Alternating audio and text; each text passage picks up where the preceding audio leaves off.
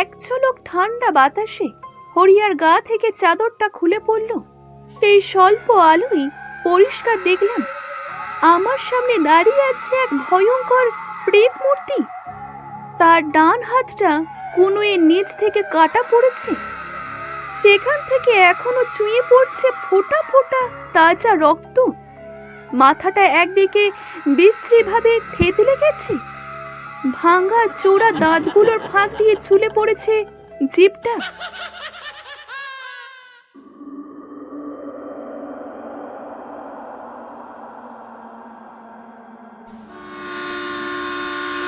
হালকা একটা ঝটকা লাগতেই ঘুমটা ভেঙে গেল। কোনো স্টেশনে ট্রেনটা দাঁড়িয়ে পড়েছে, বড্ড গরম। এরই মধ্যে আবার নিদ্রা দেবীর সদয় হওয়ার সম্ভাবনা কম। অগত্যা চোখ কচলে উঠে বসলাম। আহ, এটা আবার কোন জায়গা? বেশ ব্যস্ত স্টেশন বলেই তো মনে হচ্ছে, কেননা এত রাতেও ভিড় মোটামুটি ভালোই। টাইম দেখলাম মোবাইলে, রাত 1:05। গলাটা শুকিয়ে এসেছে, একটু জল পেলে ভালো হতো। কিন্তু ব্যাগ থেকে বোতলটা বার করে দেখি তাতে এক বিন্দুও জল অবশিষ্ট নেই। জানালার ঠিক সামনেই পানীয় জলের একটা কল দেখতে পেলাম। কাজে বোতলটা নিয়ে চটপট নেমে পড়লাম প্ল্যাটফর্মে। মনে হয় কিছুক্ষণ আগেই এই অঞ্চলে বৃষ্টি পড়েছে। গোটা প্ল্যাটফর্ম এখনো ঝপঝপে ভিজে। আর একটু হলেই পা হড়কে যাচ্ছিল। সাবধানে টাল সামলে ট্রেন থেকে নামলাম। আকাশ এখনো গাঢ় কালো মেঘে ঢাকা।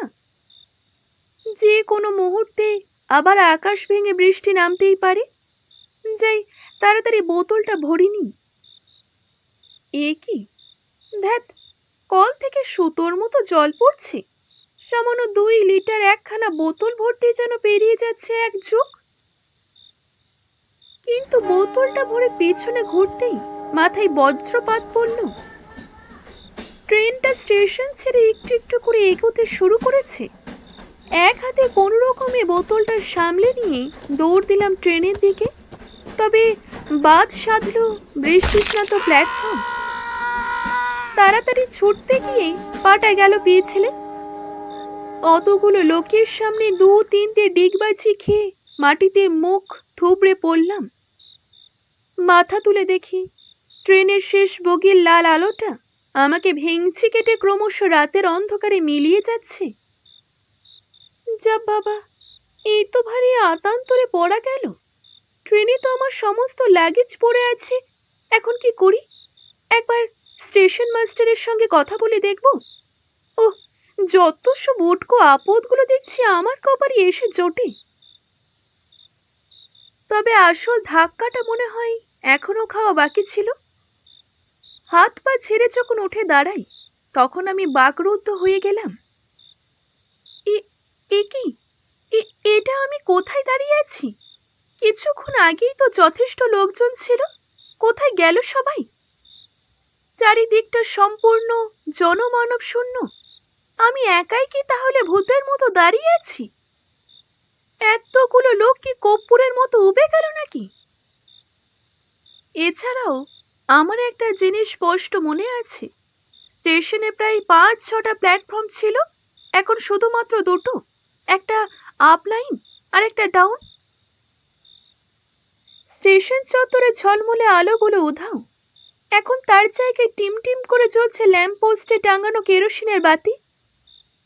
তাতে কাজের কাজ তো কিছুই হচ্ছে না, বরং অদ্ভুতুরে হলুদ আলো আঁধারির সৃষ্টি হয়েছে। এক নিমেষে আকাশের মেঘও সরে গেছে। আকাশ ঝকঝকে পরিষ্কার, বরং আকাশে এক ফালি নীল চাঁদও উঠেছে। অমন উজ্জ্বল চাঁদনি আমি জীবনে দেখিনি। ধপ করে একটা পাথরের বেঞ্চিতে বসে পড়লাম। কি হলো ব্যাপারটা? মাটিতে পড়ে গিয়ে মাথায় চোট পেয়ে কি এরকম হলো? কিন্তু এমন ধারা মতিভ্রম হওয়ার কথা নয়। সদ্য ভরা বোতলটা থেকে জল নিয়ে চোখে মুখে ছেটালাম। না, সবই তো ঠিক দেখছি, আমার চোখের সামনেই তো অন্ধকারাচ্ছন্ন 2 নম্বর প্ল্যাটফর্মটা একাকী পড়ে আছে। মোবাইল বের করে আরেকবার সময়টা দেখলাম, 1:05। স্ট্রেঞ্জ, এতক্ষণ ধরে প্ল্যাটফর্মে দাঁড়িয়ে আছি, অথচ সময়টা 1 মিনিটও এগোয়নি। ফোনটাও কি বিগড়ালো নাকি? না, নেটওয়ার্কও তো একদম শূন্য। ওহ, কোন কুক্ষণে যে বোনের বিয়েতে যোগ দেওয়ার জন্য বেরিয়েছিলাম। পকেট থেকে সিগারেটের প্যাকেটটা বার করে একটা সিগারেট ধরালাম। কয়েকটা লম্বা টান দিতেই মাথাটা কিঞ্চিত হালকা বোধ হলো। বেঞ্চে মাথাটা হেলিয়ে নিচের পরবর্তী পদক্ষেপ কি হবে সেটা নিয়ে চিন্তা ভাবনা করছিলাম। ঠিক তখনই ট্রেনের হর্নে চমক ভাঙল। কেমন অদ্ভুত ধরনের হর্নের ধ্বনি, ঠিক যেন শিস দেওয়ার মতো এক তীক্ষ্ণ আওয়াজ। দূরে ইঞ্জিনের আলো দেখতে পাচ্ছি। ধীরে ধীরে ট্রেনটা কাছে এলো। একটা মালগাড়ি, কিন্তু ইঞ্জিনটা এরকম কেন? ডিজেল বা ইলেকট্রিক ইঞ্জিন নয়, এইটা তো সেই আদিকালের স্টিম লোকোমোটিভ। এই রুটে যে আজও এরকম ইঞ্জিন চলে তা তো জানতাম না। এক রাশ কুচকুচে কালো ধোঁয়া এবং কয়লার মিহি গুঁড়ো ছড়িয়ে দিয়ে আমাকে পিছনে ফেলে এগিয়ে গেল ইঞ্জিনটা। মিনিট 5 দাঁড়ানোর পরই কয়লা বোঝাই করা মালগাড়িটা আবার ঘটাং ঘটাং শব্দ তুলে স্টেশন থেকে বিদায় নিল। না, এইভাবে নিশ্চেষ্ট হয়ে বসে থাকলে চলবে না।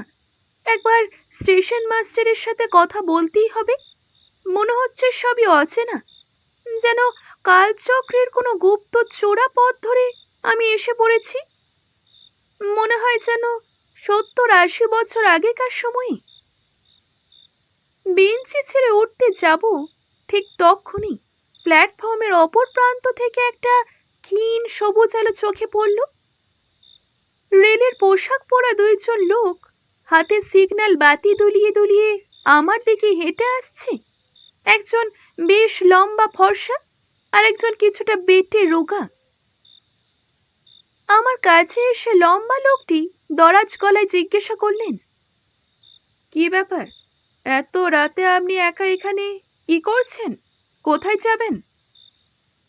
আসলে আমি ট্রেন মিস করেছি। স্টেশন মাস্টারের ঘরটা একটু দেখিয়ে দেবেন? আমি স্টেশন মাস্টার সমরেশ দত্ত। ভদ্রলোক তখন নমস্কার করলেন। আর এ হলো এখানকার পয়েন্টসম্যান মনোহর। আজ রাতের শেষ মালগাড়িটা পাশ করে দিয়ে আমরা কোয়ার্টারে ফিরছি। আমিও তখন দুজনকে নমস্কার করলাম। জিজ্ঞাসা করলাম, আচ্ছা, এখানে কি বৈদ্যুতিক আলো নেই? স্টেশনে ল্যাম্প পোস্টে কেরোসিনের বাতি, আপনাদের হাতেও লণ্ঠন। দুজনে হতভম্বের মতো একবার নিজেদের মধ্যে মুখ চাওয়াচাই করল। তারপরই বলল, কি কি বললেন আগে? বৈদ্যুতিক আলো বলেন কি বাবু? খানিকক্ষণ চুপ করে থেকেই পয়েন্টসম্যান মনোহর নিচু গলায় বলল, বৃষ্টি পড়লে আকাশে বিদ্যুৎ চমকায় বলে জানতাম, কিন্তু মেঘের বিদ্যুৎ দিয়ে লণ্ঠন চালানো যায় এমন পাগলের প্রলাপ তো কোশমিন কালেও শুনিনি। তখনই সমরেশবাবু বললেন, আমি বুঝেছি আপনি কি বলতে চাইছেন। আপাতত এইসব বিলাসিতা বড় বড় শহর পর্যন্তই এসেছে, কিন্তু এই ইন্দো গ্রাম অঞ্চলে বৈদ্যুতিক আলো আশা করাটা চরম মূর্খামি বটে। নিজেকে একাধারে পাগল আর মূর্খ বললে কার আর মাথা ঠিক থাকে? আমারও গা পিত্তি জ্বলে উঠল। তবে এই মুহূর্তে আমি পড়েছি মহা ফাঁপড়ে। এমন দুর্যোগে এই দুজনেই আমার কাছে আসার একমাত্র কিরণ। এদের তো আর চটালে চলে না, তার চেয়ে বরং আলোর প্রসঙ্গ বাদ দেওয়াই শ্রেয়। সমরেশবাবু, জায়গাটার কি নাম বলুন তো? স্টেশন মাস্টার তখন দূরে আঙুল দেখালেন। প্ল্যাটফর্মের এক প্রান্তে লোহার ক্ষয়িষ্ণু হলুদ বোর্ড, তাতে ঘষা ঘষা কালো হরপে স্টেশনের নাম লেখা। কেরোসিনের বাতির আলোয় যেটুকু বোঝা যায় তাতে বুঝলাম নাম লেখা রয়েছে বকুলডাঙ্গা হল্ট। সমরেশবাবু আমাকে প্রশ্ন করলেন, তা মশাইয়ের কোথায় যাওয়া হচ্ছিল শুনি? আর কি যেন একটা বলছিলেন, ট্রেন মিস করেছেন? আজ্ঞে হ্যাঁ, আমি যাচ্ছিলাম হাওড়া আমার বোনের বিয়ে অ্যাটেন্ড করার জন্য। বোতলে জল ভরতে নেমেছিলাম এখানে, কিন্তু দুর্ভাগ্যবশত গাড়িটা ছেড়ে দেয়। আমার অনেক লাগেজ আছে ওই ট্রেনের মধ্যে, দেখুন না যদি কোনো রকমে উদ্ধার করা যায়। স্টেশন মাস্টার বললেন, দেখুন এত রাতে তো আমার পক্ষে কিছু করা সম্ভব নয়, কাল বরং হাওড়ার স্টেশন মাস্টারকে একটা টেলিগ্রাম করে পাঠিয়ে দেবক্ষণ, দেখি আপনার সব মালপত্র রিকভার করা যায় কিনা। টেলিগ্রাম? টেলিগ্রাম কেন? আপনাদের কাছে মোবাইল নেই বুঝি? একবার ওনাকে ফোন করলেই তো হয়। মোবাইল? সেইটা আবার কি? আরে মশাই, মোবাইল মোবাইল মানে মোবাইল, আরে ফোন। দুজনে আবার সে কিম্ভূত কিমাকার বিমুরুর মতো আমার দিকে তাকালো। তা মশাই, আপনি কি নেশা টেশা করেন নাকি? না মানে, ধুত্তর, আমাকে দেখে কি আপনার নেশাখোর বলে মনে হয় নাকি? একটা সমস্যায় পড়েছি, কোথায় আপনি সেটা নিরসন করবেন তা না। আরে বুঝেছি বুঝেছি, আর চিন্তা নেই, আজকে রাতটা আপনি আমার ঘরেই কাটিয়ে দিন। ওখানে গ্যাংম্যান হরিয়া আছে।